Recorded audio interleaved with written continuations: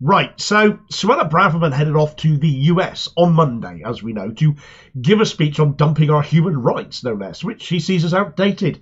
Fascism is the new modern, apparently, but who knew? But she also specifically targeted the LGBTQ plus communities in what was a vile homophobic hate attack upon them, and the optics are heading off to the US to then attack the UK while she was over there as well. Well, it was just the icing on the cake of how utterly impossibly horrible this dreadful creature that passes for the Home Secretary is. And we have to remember that this is someone who still has delusions and wanting to run this country still, to be our Prime Minister. So what an epic self-own it is to attack those over whom you wish to rule, who you want votes from, but making the case for harsher migration rules, attacking the illegality of it still, when in actual fact the rights of asylum seekers have legal protections.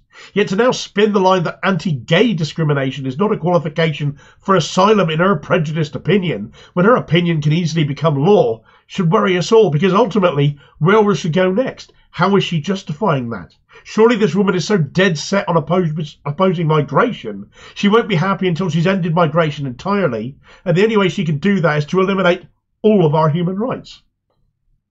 Right, so Suella Braverman, it really is turning into leaky Sue week on this channel, isn't it? I do apologise, but this is the third day in a row I felt it too important to not address what she's up to. It's like the summer recess has led to her becoming bloated without the catharsis that spreading her particular brand of bigotry gives her by venting her spleen and pointing at small boats and screaming.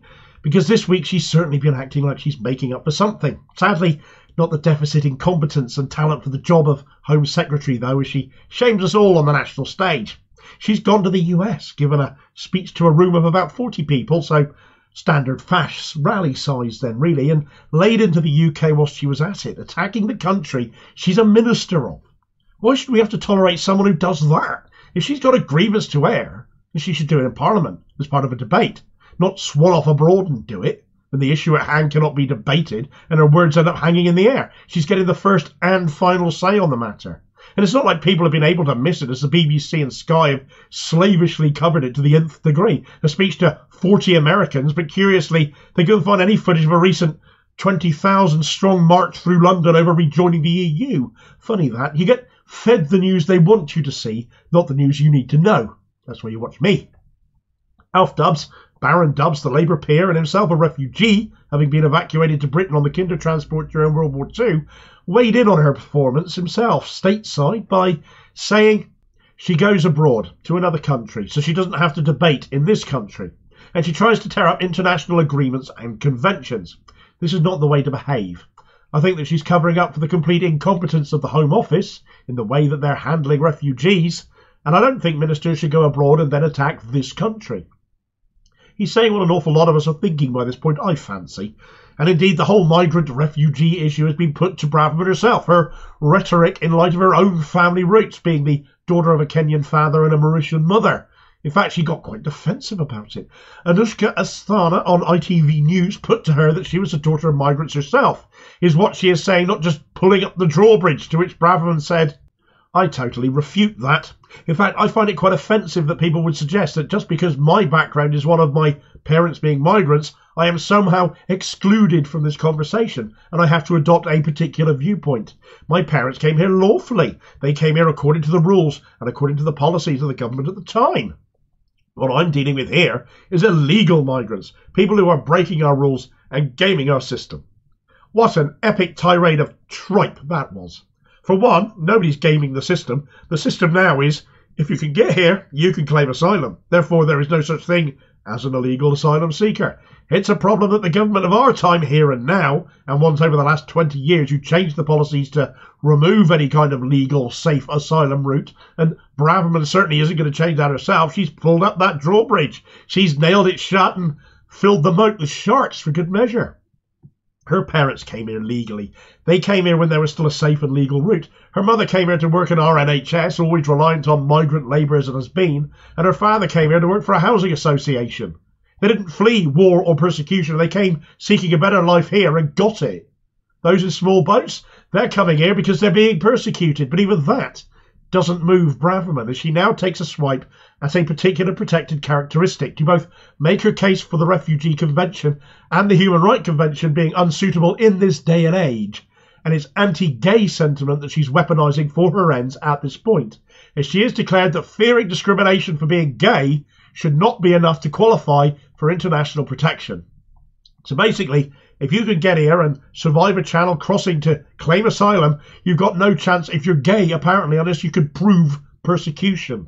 The word vile just doesn't seem to be a big enough word at this point. Rearranging the letters into evil is just as accurate, but no less of an understatement. This is the standard tactic with the right wing, though, and Braverman herself is evidence of that.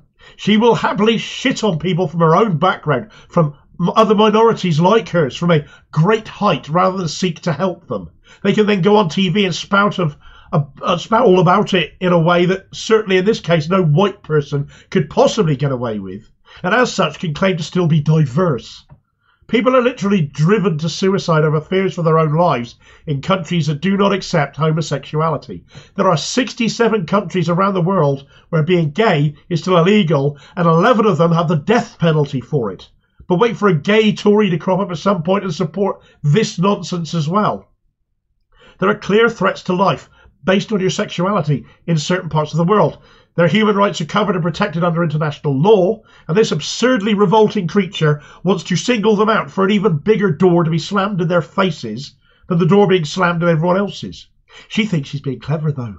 She's saying the fear of persecution isn't enough. So in other words, until someone has proven that they're being persecuted for being gay, they can't claim asylum here, having also had to take a small boat trip too, of course, on top of whatever else they've had to do to get here from where they came from. But it's a bit late, though, when, for example, the Taliban might have chucked you off a building already because it's punishable by death according to Sharia law, or you've been stoned to death in Yemen or Nigeria, or losing your head to the head choppers of Saudi Arabia. I don't think these people will be coming here for asylum. It's a bit late in their cases if you have to be waiting to be persecuted first when that very persecution turns out to be a very final thing in some countries. Braverman, should she get away, will be signing a death warrant for people with this, and has in effect gone to war on the entire LGBTQ plus community here.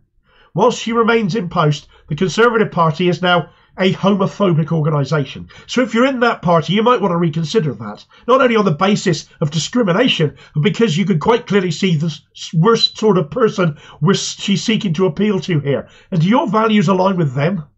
Suella Braverman is functionally dead inside, in my opinion. This isn't normal.